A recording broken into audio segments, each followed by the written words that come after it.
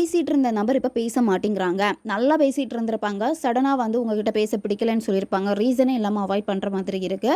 உங்களால் அந்த நபர்கிட்ட பேசாமல் இருக்க முடியல அப்படின்னா இதை நீங்கள் செய்யுங்க.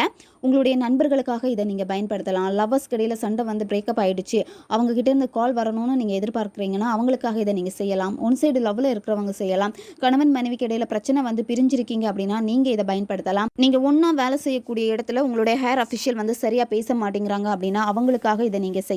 இந்த நேரத்தில் இந்த மெத்தடை நீங்கள் செய்யணும் அப்படின்னா ஈவினிங் நீங்கள் 7 மணிலேருந்து 9 மணி இந்த இடைப்பட்ட நேரத்துக்குள்ளாடி இந்த மெத்தடை நீங்கள் செய்யலாம்.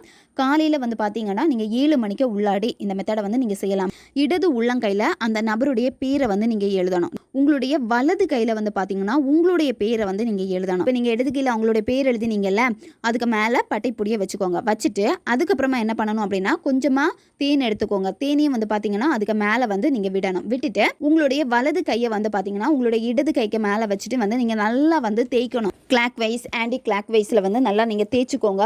ரொம்ப அடிக்டடாக இருந்திருப்பாங்க, அதிகமாக கால் பண்ணியிருப்பாங்க, மெசேஜ் பண்ணியிருப்பாங்க.